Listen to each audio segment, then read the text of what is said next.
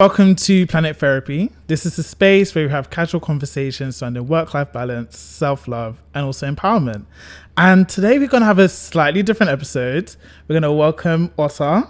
Hi everyone, and thanks for having me. That's all right. I met Otta at an event, Black Tech Sales Network, and we're just going to dive into a few conversations and just understand you a bit more better. Sounds good to me. Sounds good? Yeah, sounds good to me. Lovely. So, go ahead. Let's introduce yourself a bit more. Of course. Who are you? What are you doing here? What's happening? You know me, I absolutely love a conversation. So I thought an avenue to have a conversation. Yeah. So I thought, let's go. That's great. So my name's Otta. Mm-hmm. I currently work for OMFIF, which is the official monetary institute for financial institutions. Okay. As a senior client relationship manager. Honestly, that name is a mouthful. That's why we just say I believe the company was a mouthful, but that sounds really cool. What does that mean? So the thing what we do, we're a think tank that essentially sits in the cross between the public and private sector. Okay. So non-lobbying, we just sit in the middle and we facilitate conversations between public institutions such as the Bank of England or central banks, mm-hmm. and the private sector such as your asset managers, your hedge funds, your banks, but also your new players in the digital economy as well, mm-hmm. because of course they want airtime when they speak about, Bitcoin, crypto. We won't go into that. That's a whole other rabbit hole, but yeah, that makes sense. So it's all about the new economy and bringing the two together. And I sit on the cross end of, I make sure that my members are satisfied with the solution that we offer them, but also that, of course, they buy more. That's sales, that's client management. So then that makes sense. I guess getting into that role, it must have taken a lot of hard work. Can tell by the suit, professional standards. How did you, let's say, get into it in the first place? How did your professional journey sort of start? Of course. So I started in 2017 after graduating in accounting and finance. Well done. Honestly, mate, I did accounting and finance and I thought, no, accounting is not for me. The amount of maths that must be involved in that as well. Honestly, the amount of number crunching and statements. And then I worked for the Warsaw Manor Hospital, because that's where I originally grew up after I moved from Amsterdam. I'm half Dutch, half Nigerian. So I moved to Warsaw with my dad, started working at the Warsaw Manor Hospital. Mm-hmm. And for 2 months, I was in their finance department. And by the way, if anyone is listening from the Warsaw Manor Hospital, it was great, but it just wasn't. It wasn't for me, and that's why when I graduated in 2017, I decided to go down the finance route, and then I landed my first job at JDX Consulting. Okay, then that sounds like a real journey. So you was born in London, right? In some little beach town in the Netherlands called Katwijk. Okay, so you went from there to Warsaw. Yeah, Warsaw is close to Birmingham. Okay, I don't. In the UK. Yeah, in the UK. Sorry, I must sound so dumb. No, but this is the thing. But when I say to people, I grew up in Warsaw when I first moved here, they say, what, in Poland? Yeah, that's kind of where my mind went. And I was like, okay, that's a journey. Okay, and then you traveled from, how was that actually? So when did you move over to near Birmingham, Warsaw? That was in 2005. And in 2005, oh my God, I didn't really know how to speak English that well. I only had my dad speak in his Nigerian pidgin English. Okay. And of course, that is a different ball game to how the general population speaks. So of course, I had to overcome those particular hurdles first. Speech and integrating into a whole new society. That's why in the first few years, I didn't really do that well in education, to the point where they said to me, oh, you won't leave school with any GCSEs. To my dad, straight up, That's really bad because they're really meant to intense. help you. Like, that's crazy. So how did you like navigate that? It definitely was because of one individual at the school. So Garfield Meredith, he said to me, and I remember this in year 9, he said to me, honestly, it doesn't matter what you want to do. If you've got something in mind, just go for it. And by all means, you will definitely achieve it if you put the hard work in. So that flipped the script. So I went from in year 9 not really being in the forefront of doing anything to passing all of my GCSEs in year 10. No, well done. Of course, it did take a lot of hard work, but honestly, I thought, no, I have to do it. Plus, I had my dad as well saying, you better. You better. No, I can't imagine, sorry, because that's a lot of like just even mental stress, even just getting over that. So I guess obviously graduating and if you like kind of fast forwarding with that, and coming into like the world of work, how was that? So that was fun. So initially I started at JDS Consulting, which was incredibly fun because at the moment, so now they were taken over by Delta Capita, whereas back when they were JDS Consulting, honestly, mate, it was a young organization. We used to have drinks every single Thursday. It was honestly, it was literally work hard, play hard, just drinks all the time. Honestly, on a Friday, you used to come in hungover. But because you had to be in the office 5 days a week, honestly, you can't even imagine that now. But being in the office 5 days a week and then going for drinks on a Thursday, you still had to perform on that Friday. But it did teach me as well, and it taught me to always just it doesn't matter what happened the night before, you can still put in a day's work. So let alone if you're not hungover, well, there you go. You can still put in your work. I feel like the whole work culture is always centered around like it's always a Thursday, and then you always have to kind of just mingle with the employees, kind of still talk about work outside of work, but have fun with your work. So it's interesting. But fair enough. And I guess how did we get from FDX Consulting? I'm really bad with like names. There's a lot of names. Honestly, there's so many names, abbreviations, and I'm still learning that now. But so then the thing what happened with JDS Consulting, I then JDS facilitated my move to Amsterdam. So I used to work for Deutsche Bank through that consultancy firm. So I moved to the Deutsche Bank office in Amsterdam, partly because of I'm native Dutch, but also because I built up a relationship with the individuals that worked in the Amsterdam office. So I was part of their risk management solutions team, which essentially it's all about FX hedging, interest rate hedging, all of that fun, boring stuff that helps banks save money and make money, and corporates as well. It's all to facilitate hedging strategies for corporates. So I did that for a number of years throughout the COVID period and leading into 2022, where I then moved from Deutsche Bank to LSEG.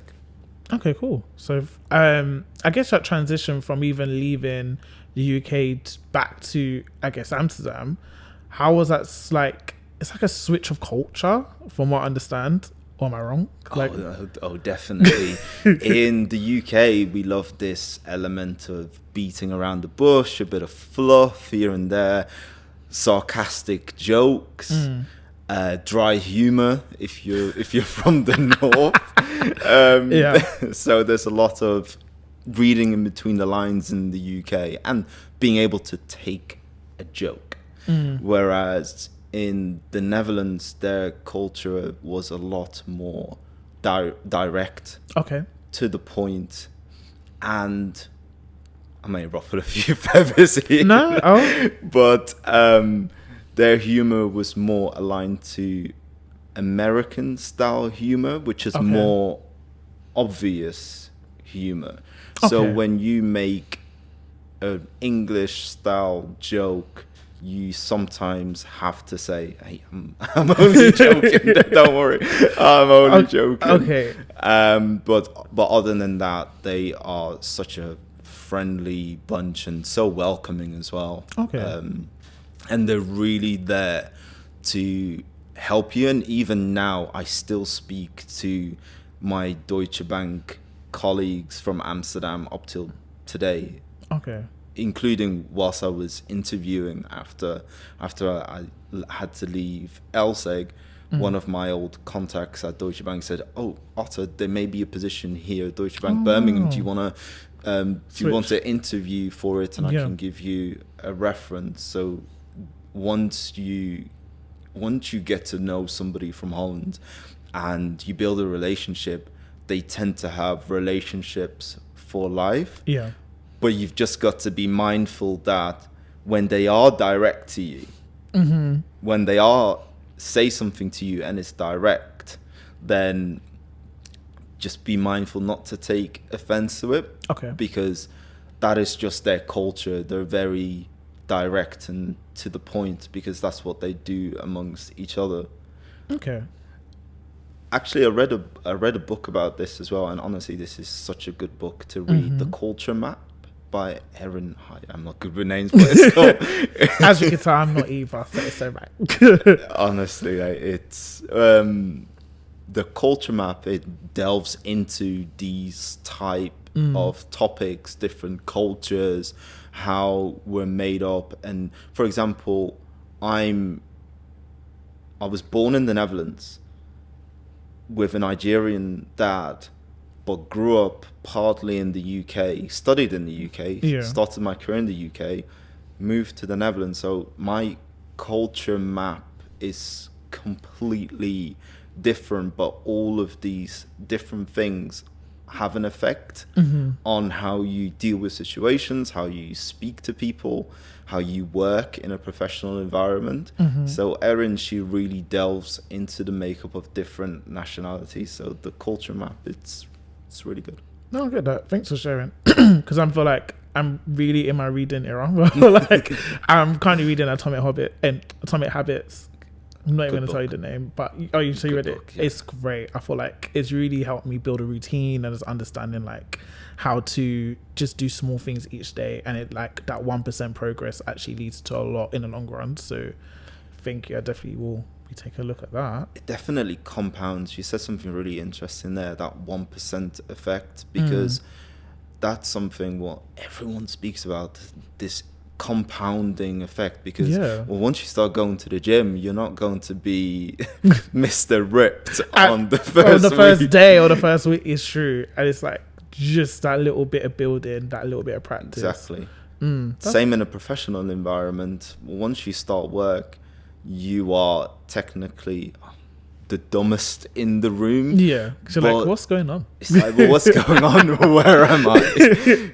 But then slowly but surely you build up that momentum, and funnily enough, the main way that I navigated through the years was just really chucking myself in the deep end. Yeah. And whilst I'm in the deep end, really upskilling to the point where I understood the office dynamics, what we're trying to do as a team, but also that compounding effect where every single day I'm just learning something new and I'm connecting the dots, because of course I threw myself in the deep end. So of course after that you have to connect the dots, you have to upskill very fast. And there's a key to that, because the faster you can upskill, the faster you can of course build a rhythm, and the faster you can have that compounding effect in terms of the knowledge you can derive from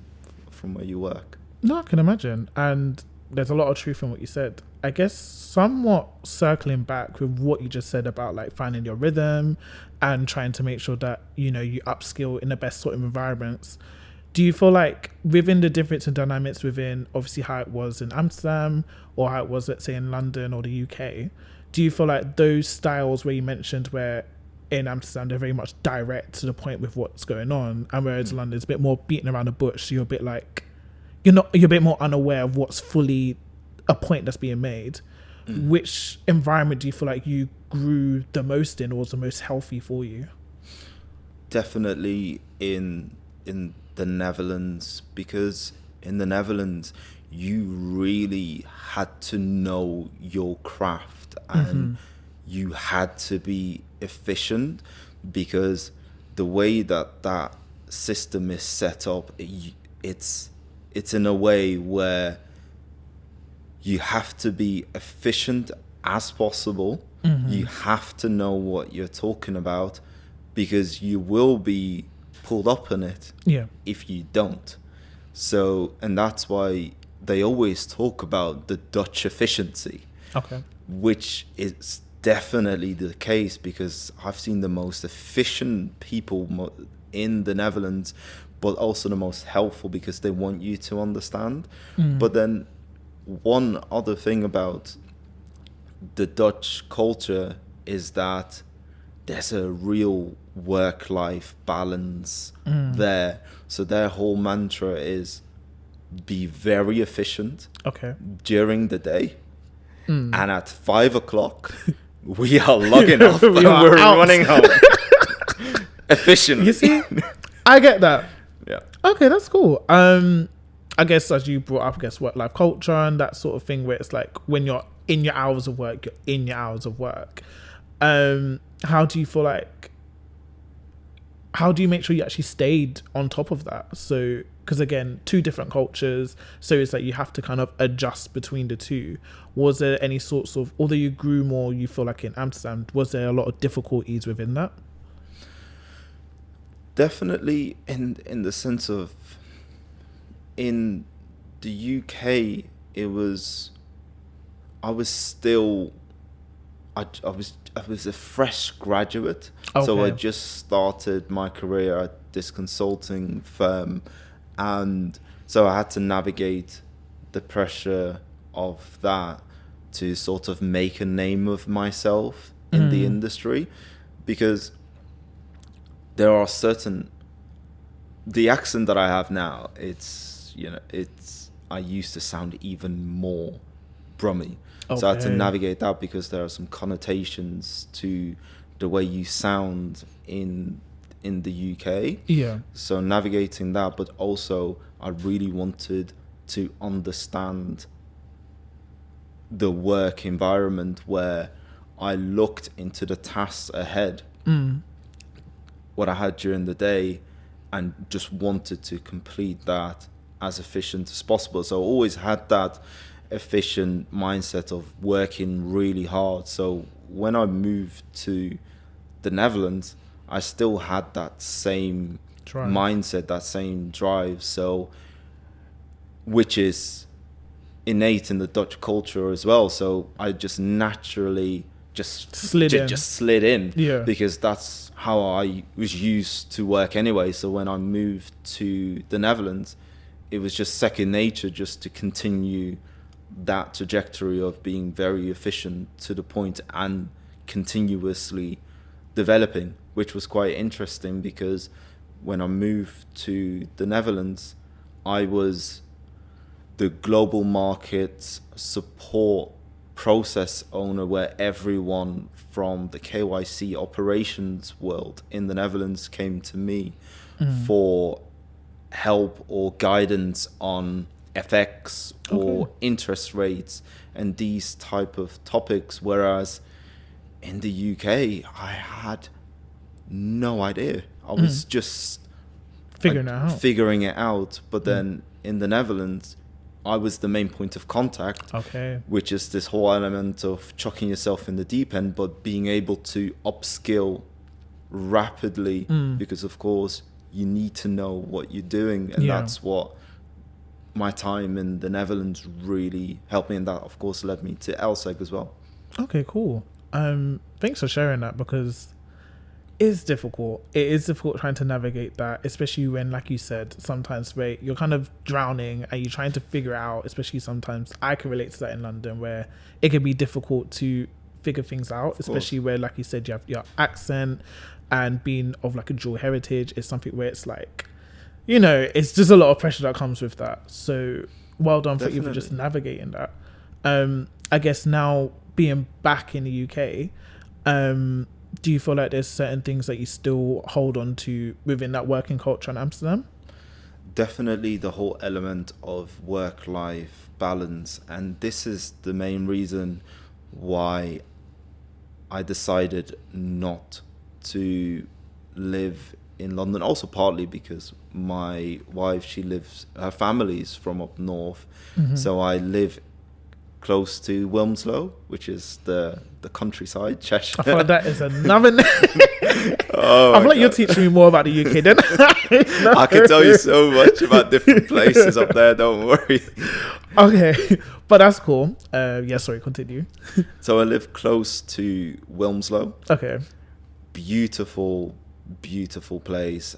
So my whole mindset was, I want the hustle and bustle of the city. I want to be in the forefront of financial services in the UK. So I needed to be in London. All my accounts would have been there.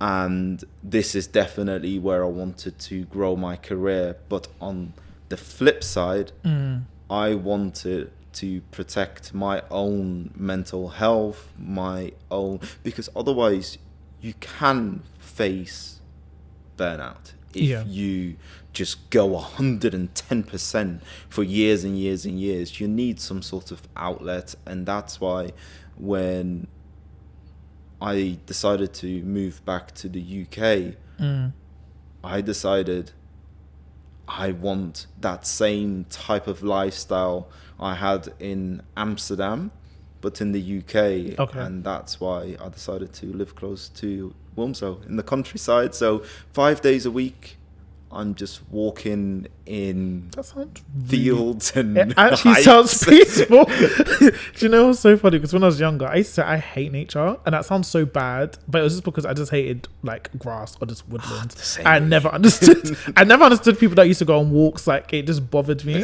What are these old lot doing? Do you get what I mean? So until now, you'll catch me at a pond. I'll be journaling. I'm like reading a book. Literally, I make posts about it on LinkedIn sometimes. I'm like, I don't even know what happened to me, but it's so peaceful. So it really is. And it just helps just reset, especially like, I guess with me, I live in London, so that hustle and bustle is just night and day for me. It's constant, and if you're constantly in that mindset of go, it's too much sometimes. One day you're just going to say, oh, do you know what? The go is done. That's why I'm out. No, fair enough. You mentioned work-life balance a few times. I guess for a lot of people, it's a lot of just like a buzzword, because you hear it a lot. Like, people say, oh yeah, you need work-life balance, but they don't really do anything about it. So I guess put that in job applications. Perfect work-life balance. And I'm like, well, then you got me working till 6:30, and then you want me to respond to emails, but that's a story for another day. But I guess for you, what does work-life balance actually just mean to you in general? Being able to do a madness during the day, but then being able to switch off completely after I close my laptop at 5:30. Actually, it's 5:30 at the company I work for now. So at 5:30, close my laptop, that's it. And over the weekends as well, except of course if the world is burning and they're like burning, they need you, like, oh, I'll get to it. Yeah, I get it. But if there's not a life or death scenario where the company is going to go bankrupt, then I want to be well away from my laptop. But during the day, by all means, you can email me, phone me, whatever. This goes to all of my accounts, but weekends and you're like, leave me alone. You leave me alone. No. You'll find me in a park. No, that makes sense. On the field. On the field. No, fair enough. I guess, like you said, you know how to set those boundaries outside of work and stuff like that. Although you know you're on a go, I guess you did mention burnout. It sometimes can happen. So I guess what strategies do you use, if any, like whilst you are working, maybe to set up your day so that you know, okay, you do work with a lot of high priority clients. How do you organize your day to make sure you stay on track of things, and also you don't feel that pressure, or you alleviate a bit of that pressure, if that makes sense? Of course. So I always look at the deliverables that we set out for those particular accounts. So do we have to upgrade them to the latest? This was what at my LSEC days. Do we upgrade them to the latest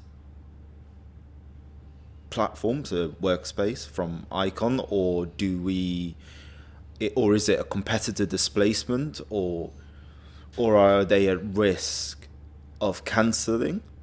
Or is there additional services that we could give this particular customer? So I really prioritize my time in terms of what are the needs of not only the accounts, but what are our current priorities. Yeah. So whether that be a renewal or an upsell or simply a bilateral conversation just to manage the relationship. Yeah. So I really prioritize my time in that sense. And of course, in this new role that I have, I switch it between prospecting and maintaining relationships. But my main focus was meeting my customers face to face.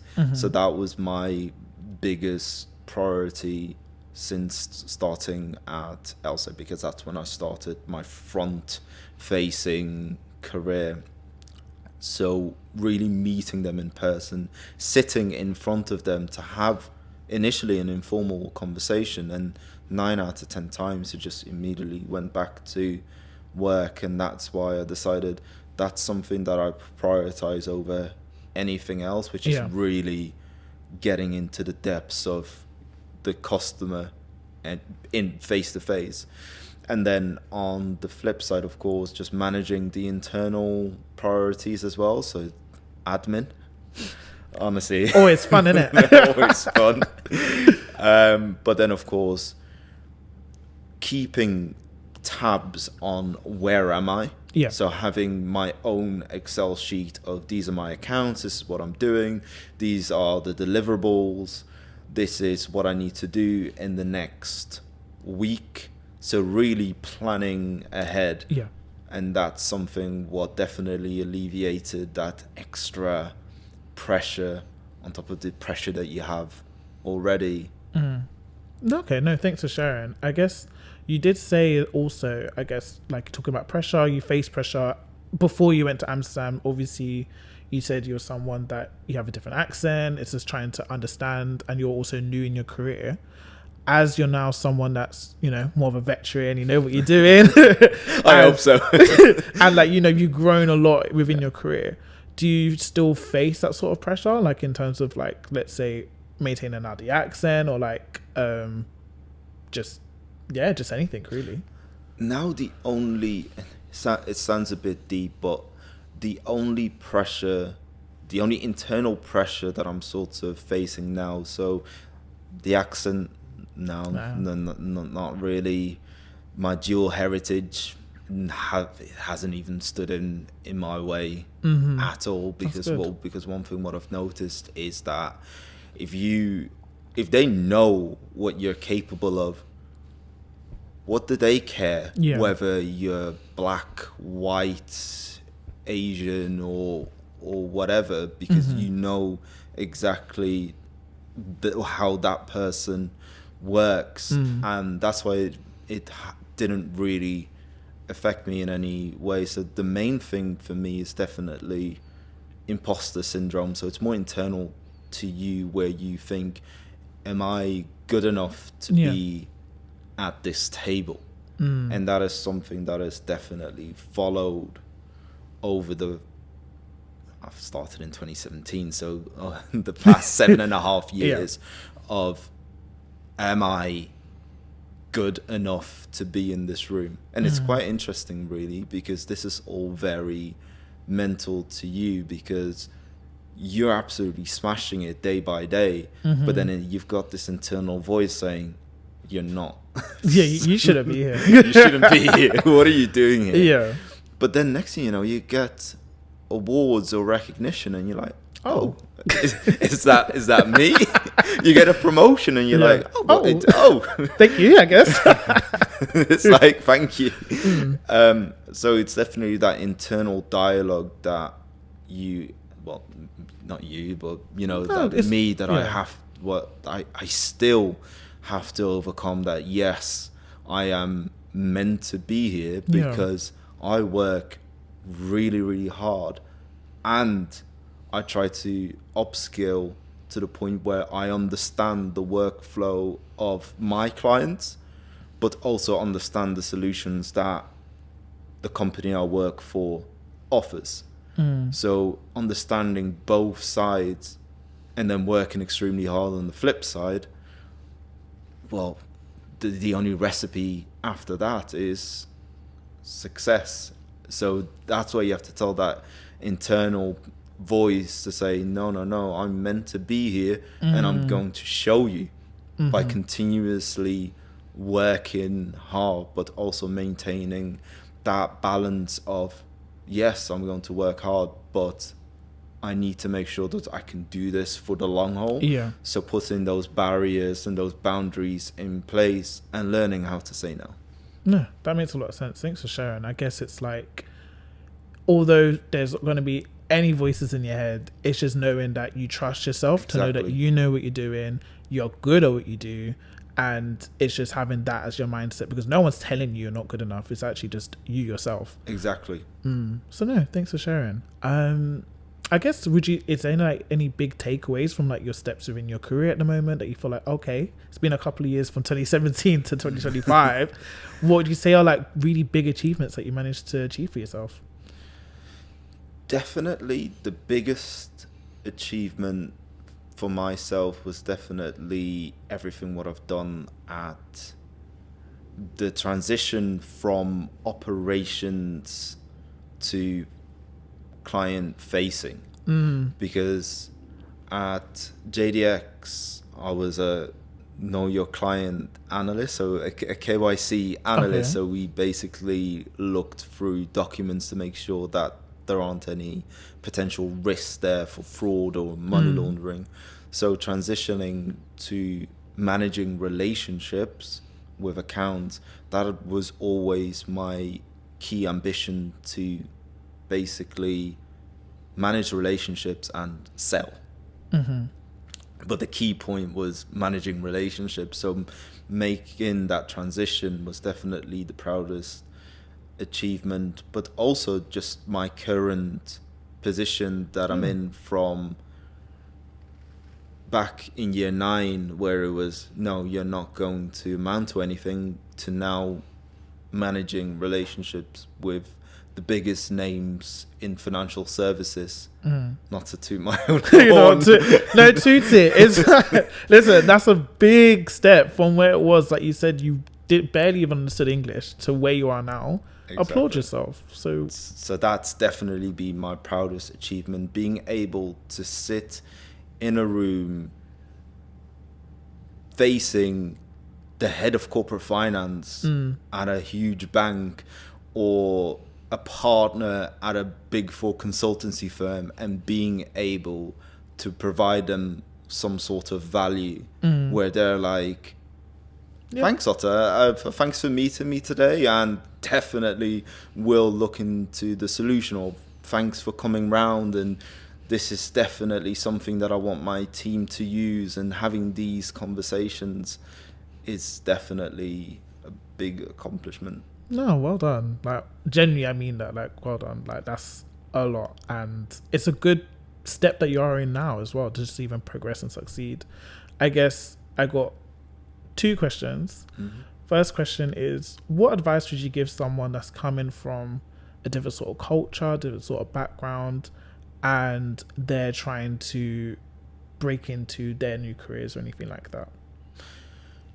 Definitely what I would suggest is that don't put yourself in the box that you created for yourself. For example, if you think that because of the color of my skin or where I come from or where I live, this will hold me back. It most likely will. And to truth be told, it most likely will if you put yourself in that box. So it's really being able to say to yourself that I don't care where I come from, I just know where I'm going, and I'm going to already put myself in that situation already. So it's a bit of law of attraction in there as well, that I'm going to attract myself to that. So let's just say I want to be a sales director, or I want to be working as a partner in 10, 15 years. Yeah. See yourself as a partner today, see yourself as a sales director today, and then work your way backwards. So basically saying, in order to become a sales director in 15 years or a partner in 20 years, what can I do today to get me to that place? And then working your way there. So being able to understand, well, what is the segment, where do you want to be in? What are they doing, and what knowledge do I need? And being able to take side steps as well, because sometimes, yes, you may want to be a sales director, but then your life pivots you to something else. So being open to that change as well. No, that's good. It's very heartfelt. Sure it is, because I wish I was someone that I could move into another country and just thrive. I feel like there is a bit of fear, which I notice it might be common in a lot of Londoners I've spoken to just break into cultures and just do what you got to do, especially the fear of being a minority and then kind of like just thriving. But that is really solid advice, because it all comes from your head. It's all to do with your mental. It really is all in your head. I completely agree. And that's why you've got to use your own subconscious to your advantage by saying, okay, I'm thinking that I can't do this, but then just flipping that script to saying I can do this, but then putting the work behind that as well. Which is the most important thing. Not just saying you can do it, but actually saying, what can I do now to get me there? No, that's perfect sense. And I guess my final question is, what advice would you give to people to help maintain work-life balance and stuff like that, just to make sure that they are well-rounded in their work life and personal life, and that they just thrive and don't give in to burnout? Learning to say no, so setting those boundaries, because once you've opened that can of worms once, that's it. Because they will definitely expect that from you now. And that's why since 2017, I've always had that same mindset of, no, work is work. I leave that between the confound of those hours, and that's it. And take it from me, it has not stood in my way of my career at all, because I've still been promoted along the way, still made career moves and more, knowing that I kept it between the hours. So forget about all of this stuff that you hear online saying, oh yeah, you've got to work 12, 15 hours to make something of yourself. Well, of course you can argue that there's truth in that if you're looking at Elon Musk, but for the young professionals coming into work, you've got to understand that you've got to be able to do this for the long haul. So you've got to put those boundaries in place, but don't get me wrong, you still have to smash it during 9 to 5 or 9 to 6 or your working hours. Yeah, your working hours. No, thanks for sharing. No worries, thank you. I feel like you've actually inspired me a lot with this conversation. I'll be honest with you.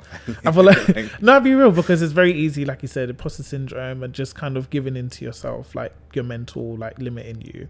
But it's important to have these conversations. I feel like it does re-energize you to, like, get up, do what you got to do, and just know that if you have the mindset for it, then you're going to get it. Exactly. I completely agree. And that's why you need those positive outlets. Yes. Podcasts, books, and not talking about work after work, which is the main point. It's true, because you never leave work then. Don't leave You're it always at mentally, work. don't leave it physically, so what's the point? Yeah. But yeah, no, so gonna come to the end of this podcast. Thanks for having me. No, it's alright. Honestly, thanks for coming. It was really interesting.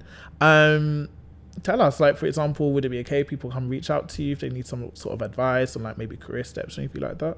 Yeah, of course. My name's Otta Ockwell. Just connect with me on LinkedIn if you've got any questions, or if you just want a chat, then please feel free to reach out. I don't mind being a mentor.